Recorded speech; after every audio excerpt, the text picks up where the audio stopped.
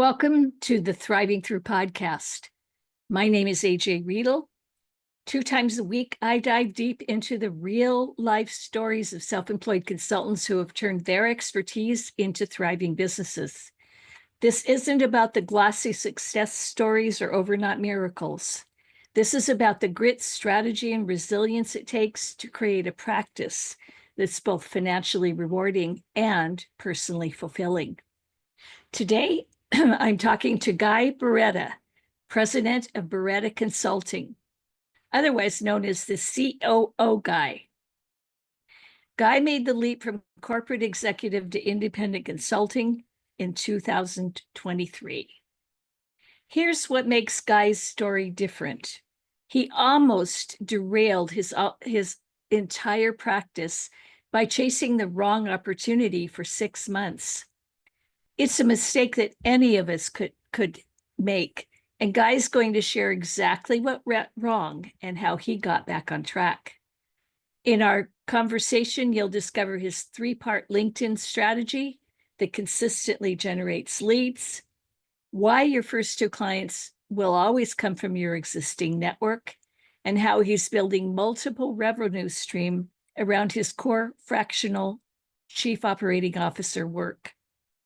If you've ever struggled with the transition from employee to business owner, or if you're looking to scale beyond just trading time for money, this episode is packed with practical strategies you can implement immediately. Let's dive in. Welcome to the Thriving Through podcast for self-employed consultants that draws back the curtain on the world of independent consulting.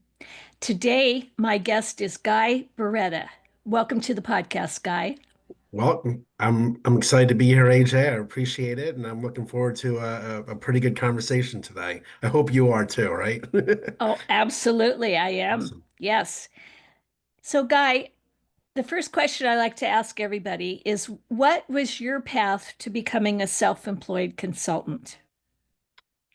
So I've been in business or working in business for 30 years, and I started with some small startup companies that some were successful, some weren't.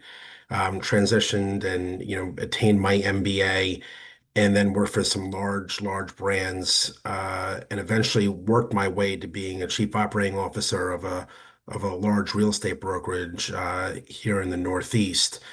And I realized that I had that opportunity to really go beyond just one company and help others as a fractional COO. So even though I do consulting and I'm a business partner, really what I do is I'm a fractional COO. And I started that business in 2023 so that I can essentially lend myself out to other businesses that need that expertise and guidance to get towards their strategic vision and really achieve what they want to achieve. And it's really rewarding because as a consultant, sometimes you come in and you work on a project. I'm more of a longer term play, but obviously my intention is to get you to a growth strategy that means, okay, now I am going to bring in a full-time COO or chief operating officer. And for many small business owners and entrepreneurs, the last thing they want to talk about is is operations, right? Operations is the dirty word, but my goal is to come in and not make it so dirty and get you to those operational efficiencies that will propel you and your company forward. Okay. Tell us a story or two about the biggest challenges you've faced building your practice and how you've overcome them. I think one of the challenges when you go off on your own in any venture, whether it's a single entity consultant or fractional COO like myself, or someone who's going out and starting their own business, is that you're usually coming from a place where someone is telling you what to do, and now you have to tell yourself what to do. So that's number one. And number two, you now have to take that and be in a position, if you have employees, where you are telling your employees what to do and your staff what to do. And that's a little bit of a transition for many individuals. It was a transition for me. And you also need that person that's going to hold you accountable. And I'm typically that individual for many of the organizations I work for. Uh, Honestly, my wife is the one that keeps me accountable. She's the one that keeps me on track, makes sure that I'm doing what I need to do. Because whenever you go off on your own, you really have to have buy-in from everybody in your family. Um, and I think we forget about that sometimes, that, it's a group effort. Uh, I think the other challenge is that there's a lot of noise out there, and everybody's trying to get your dollar and trying to find out a way. Hey, I have this lead gen opportunity for you, and you should really be paying LinkedIn to do things for you, and you should really be using us for social media, and it could get a little overwhelming, and you just have to kind of like almost put blinders on and just stay the course. All that stuff will come at a time, but you just have to stay the course and focus on what you do, which is building your business and building your practice, and doing that through the connections that you already have. Okay. So I want to go back to that first challenge. So for you personally, that transition from employee, having someone tell you what to do, to being self-employed with no overlord, no boss. Right. How did you personally make that? And it's not so much the physical activities, it's the mindset. How Yes. did you make that mindset shift to to being the boss? So that's a great question. I cheated a little bit, and I'm going to tell you how. In a previous life, I was a real estate agent and I was a 1099 independent contractor. So I already had that idea of what it means to be your own boss. Um, Mhm. so I cheated a little bit, and I just went back to that mindset, even though um, the businesses were a little different. But I went back to that mindset and said, okay, it's really about time management. This is my opportunity now, and I have to really level set every single day and make sure I'm accomplishing what I need to accomplish. But I'm just like everybody else. We all get to the end of the day and we're like, what did I do today, right? Or did I really accomplish? And um, but level setting and putting that time management in place across your calendar, and understanding, and this is a key, is that understanding as you're starting out that there's going to be long nights and there's going to be long hours and you're going to be tired, but you're really trying to build something that isn't just for a year, but is going to sustain you all the way through, to that time when you decide that this isn't what you want to do anymore, you want to retire, or you're ready to move on. So that's kind of how I did it. I would say for others, it's really uh, putting a business plan together, right? You really should start with the business plan. What are you hoping to accomplish? What are you looking to achieve? And it's the same thing I do with my clients. What are you looking to accomplish and what are you looking to achieve? And then going from there. And the last part is a SWOT analysis. I think it's really important for people to be honest with themselves. What are their strengths? What are their weaknesses? What are their opportunities? And what are their threats? We get into this role as a consultant or as a fractional COO or as someone that wants to be a business partner to others. But to do that, we have to do sales, right? We have to market ourselves and reach out. And if you're not good at that, you have to figure out how to get good at that so that you're positioning yourself with the individuals that you potentially want to work with. You make a good point. You've got to be good at sales and marketing to be a successful self-employed consultant. And Correct. a lot of people, I mean, that's not really what your expertise was, our expertise when we were in corporate. And now suddenly we're out having to wear this brand new hat. So I like that you brought up. Now, well, you had been a real estate agent, so I would guess that you were actually maybe a little bit better at sales, since that kind of by definition is sort of sales in a way. Of Um, course. They won't say that, but how, it is. yes. How did you get good at sales in your new role as your CEO of your own company? So I'm an extrovert by nature, and not that I like to be the life of the party, but I don't have any issues walking into rooms and talking to, strangers. I do public speaking. I've done public speaking in the past. I'm continuing with my public speaking aspect, in my career. Um, it's just about, sales isn't calling up everybody and saying, "Hey, this is who I am.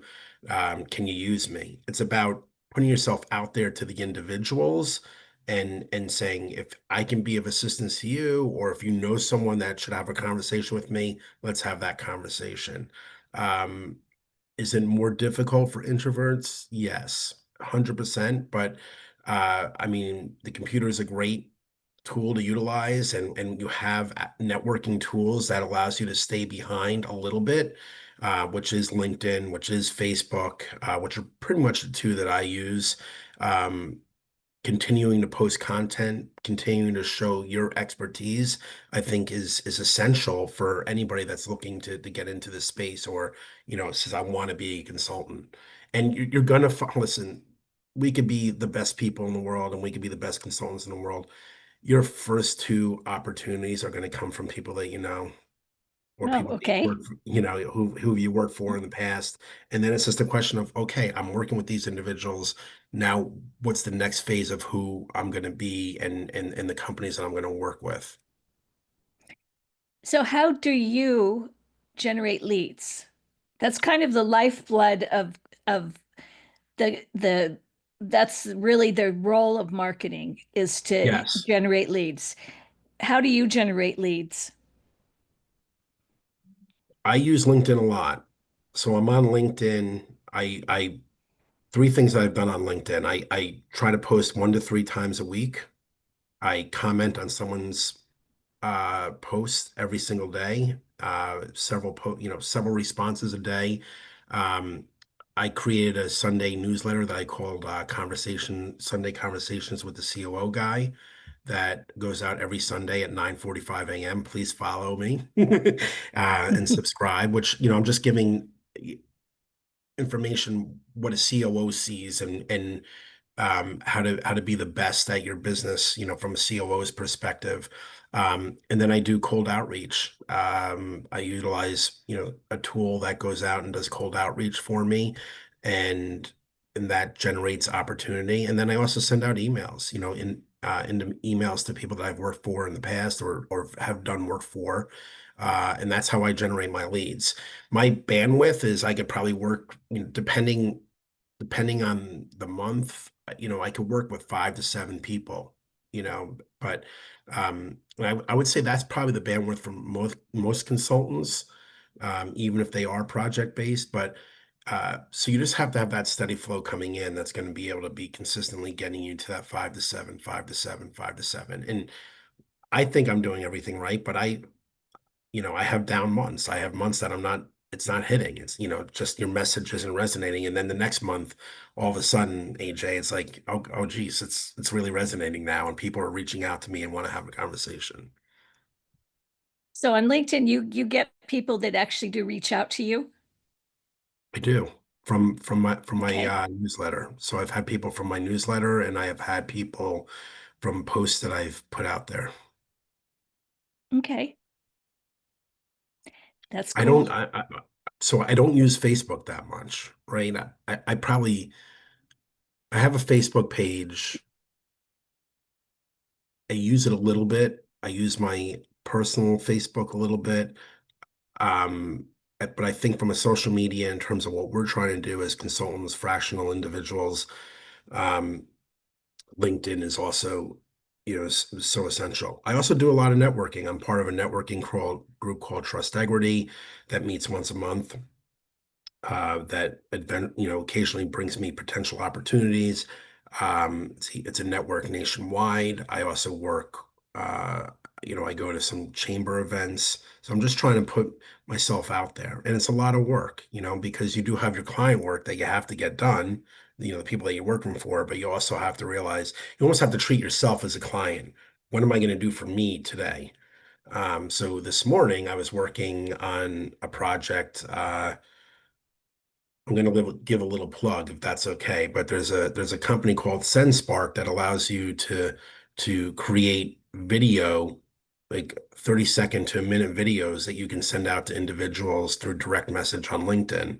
So I'm toying with that because I think that's a little bit more robust than just sending out, "Hey, I want to connect with you on LinkedIn." Send Spark. Send Is that what it's Spark. called? Okay. SendSpark. I'll Okay. have to come back and let you know how it works. Yes, yes. I'll put the link to that.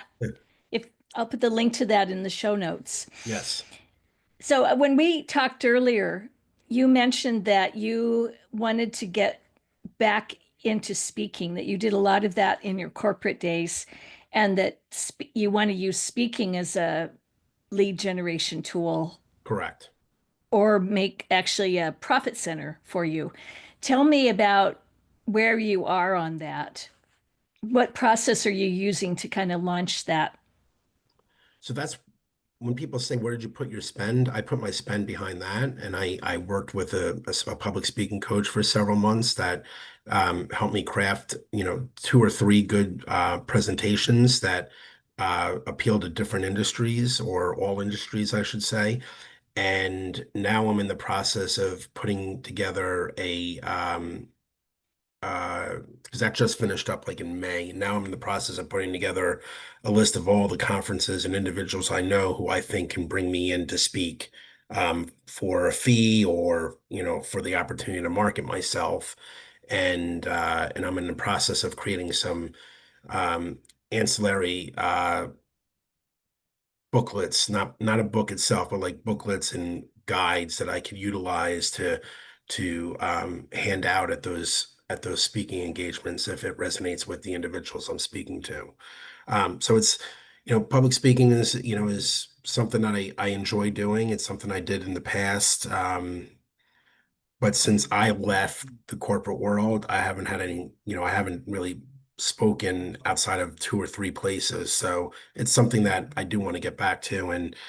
Um, and again, that's something where you have to, you might have to fight through some fear to become what you want to be in public speaking. Not everybody wants to be a public speaker, but it's something that I like to do. So I'm a little crazy in that world. Oh, it's something I love to do too. I've been a member of Toastmasters for over 10 years now. Oh wow. And you like do you like Toastmasters? I do. Yes. That's Yeah, great.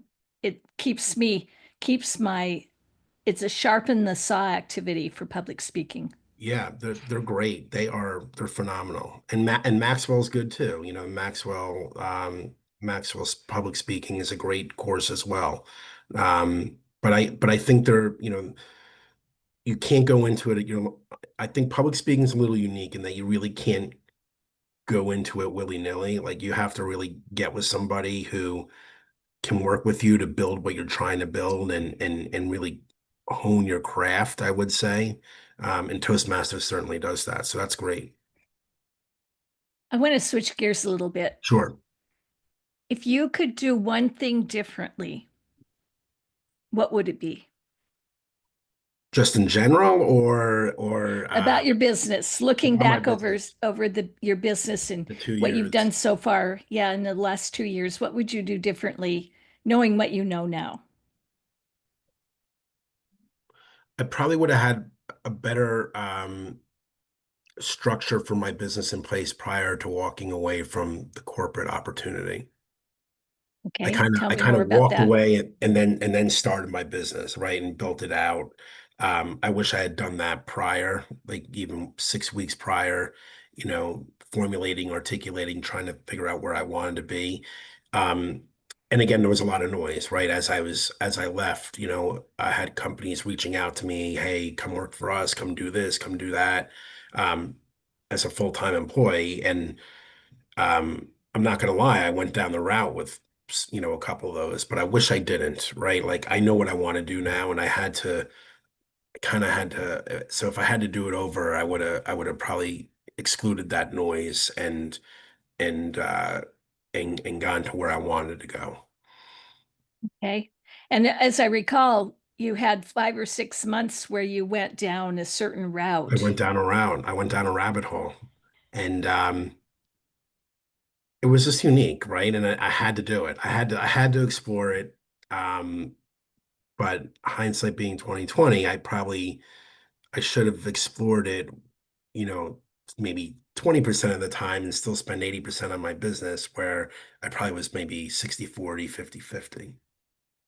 So I dedicated too much time to that. Um, and I probably should have stayed with what I really wanted to build and what I was trying to build. Okay, so it sounds like,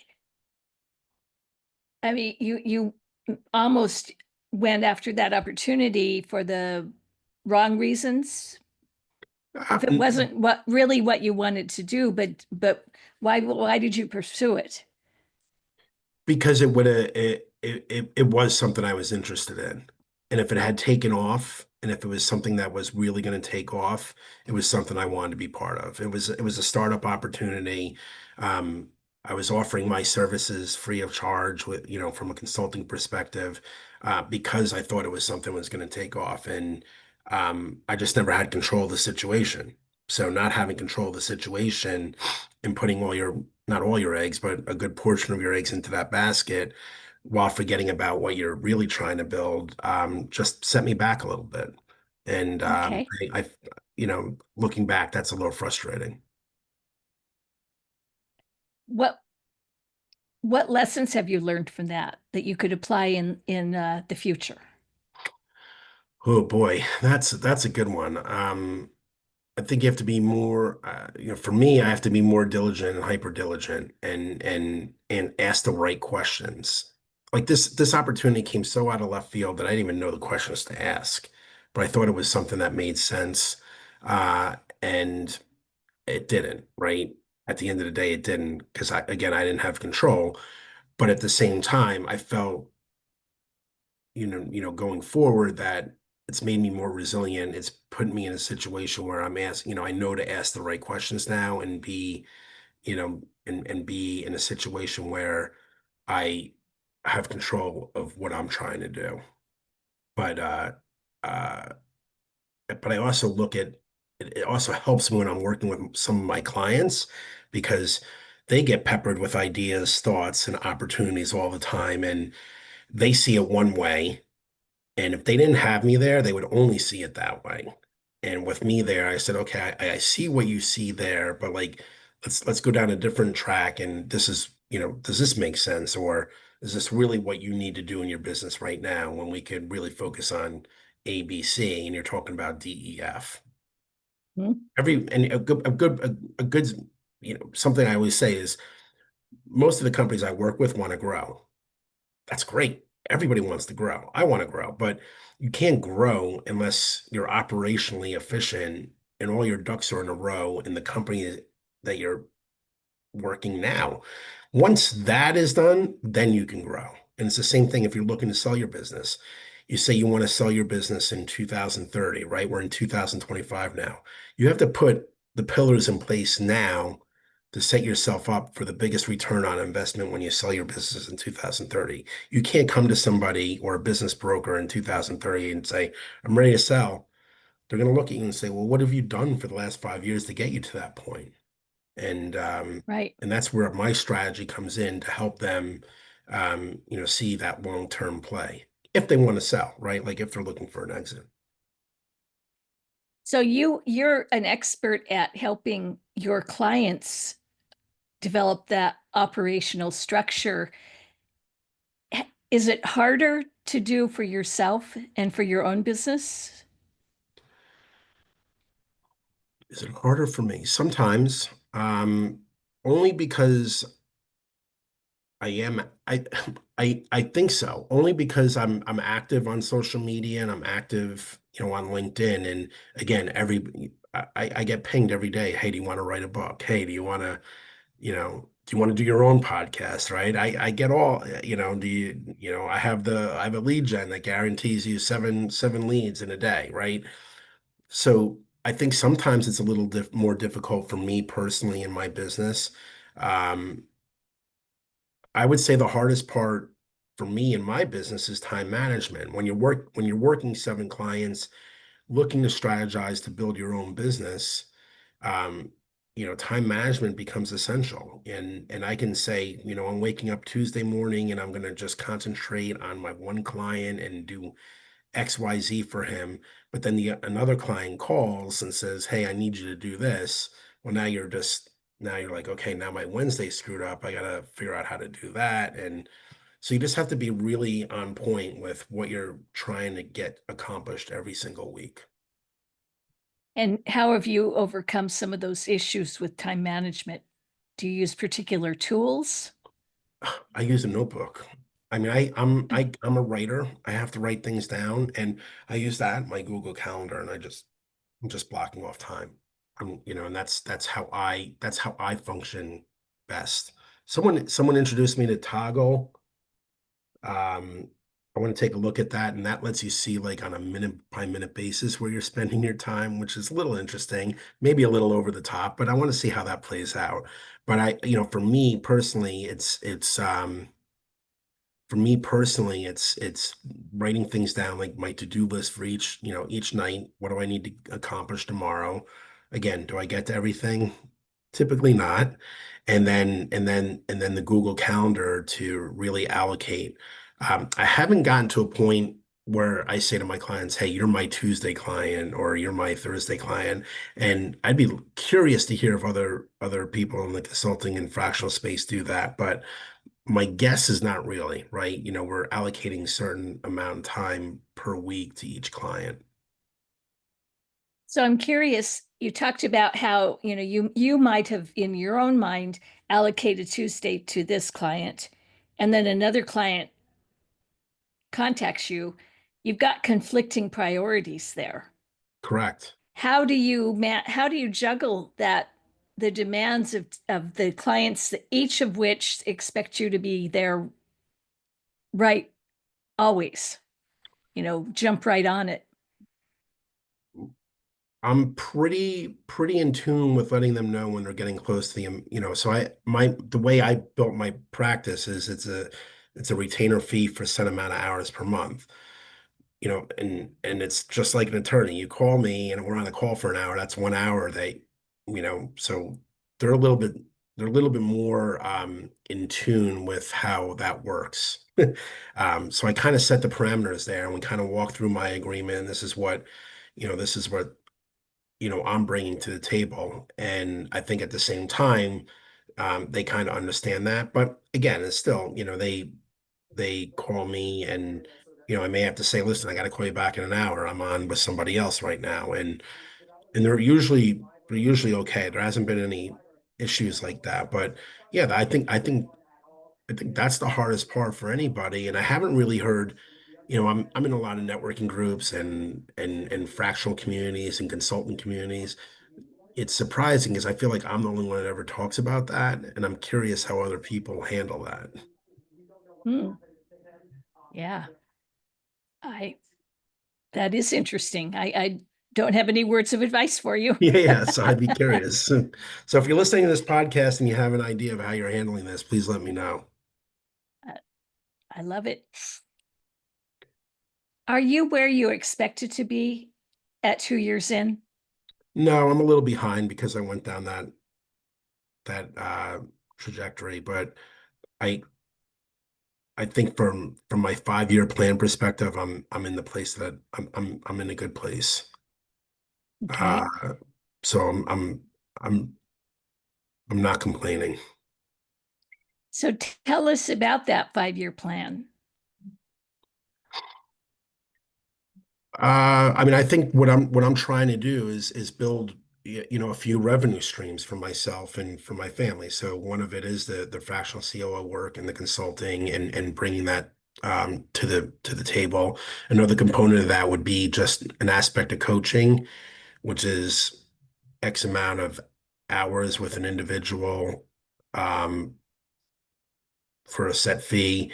A third component is the public speaking. A fourth component is, monetizing that public speaking, whether it's through writing a book or having a course or having guidelines that people could utilize. So I look at it as like I'm trying to build a full ecosystem around my Mhm. fractional work, and that's kind of part of my 5-year plan of where I want to be and what I want to do. Okay. All right. That sounds great.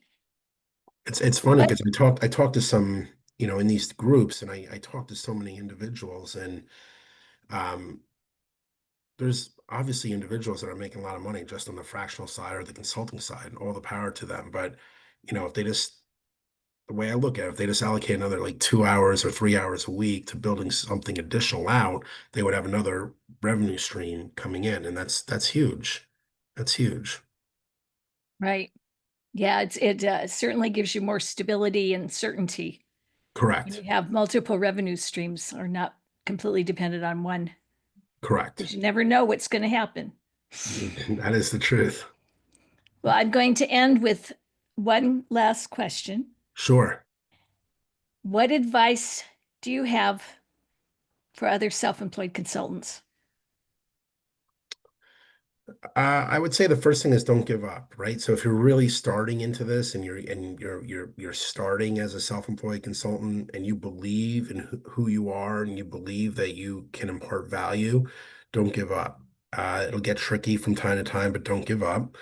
And number two is I think the time management component and it will be your most pressing need. How to allocate time for your clients, whether you're working with 3, 5, 7, or 10 per month, and also setting time for yourself to continue to prospect, get your message out there, and let people know that you're open for business. Wonderful. Good words of advice. And that's a wrap on today's podcast episode. Thank you, Guy, for being my Of guest course. Thank you today. so much. This was great. I really appreciated it. That was Guy Barretta sharing his journey from corporate COO to fractional executive. The key takeaway I want you to remember from this episode is this: your biggest challenge as a self-employed consultant isn't finding the perfect opportunity. It's staying focused on building what you set out to build. Guy's 6-month detour into that startup opportunity cost him momentum, but it also taught him the importance of maintaining control and asking the right questions before committing to any venture. Here are 3 actions you can take right now to put this episode into practice. First, audit your current opportunities. Are you chasing something that excites you but takes you away from your core business? Guy's rule is simple. If you can't control the outcome, limit how much time you invest. Apply the 20-80 rule. Spend 80% of your time on your main practice and only 20% exploring new ventures. Second, implement Guy's LinkedIn strategy this week. Start posting valuable content 1 to 3 times a week. Commit to commenting on other people's posts daily, ideally your ideal clients, and consider creating a weekly newsletter. And remember, your first 2 clients will likely come from people you already know, so focus on nurturing those existing relationships while building new ones. And third, start planning your own revenue ecosystem. Guy isn't just doing fractional COO work. He's building coaching, speaking, courses, and content around his expertise. What complementary revenue streams could you develop around your core consulting work? Even dedicating 2 to 3 hours to building something additional could create meaningful income diversification in the future. Now, the consulting world can feel overwhelming with all the noise about lead generation tools and marketing tactics. But Guy's success comes from fundamentals: delivering value to clients, staying consistent with outreach, and building systematically over time. If you found value in today's episode, please subscribe to make sure you don't miss future episodes, and leave a review to help other self-employed consultants discover the show. Until next time, keep thriving through.